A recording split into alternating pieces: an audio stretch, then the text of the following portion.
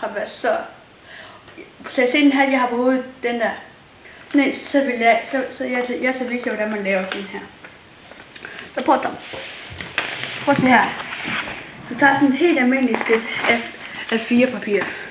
Så folder du på tværs, helst lige helt op til stregen.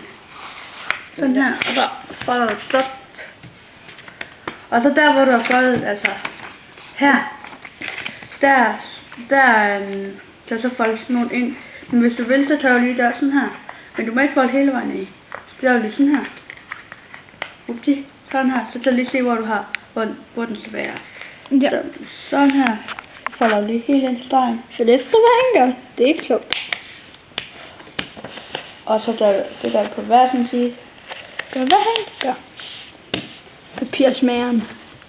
Mathias G. Så folder du op her. Med den ene. Og så vender den om.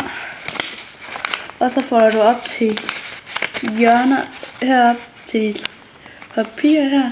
Op til hjørnerne. Og så har du den åbner du den bare her. Og så har man en sej lille hat. Og hvis du bruger et A3-papir, altså en af de store papirer, så tager du den på hovedet.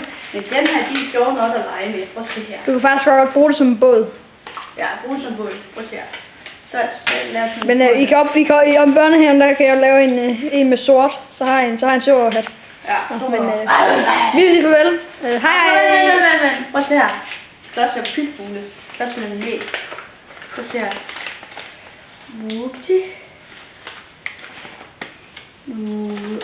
Og så whoopty. Og så laver vi det her. Sådan der.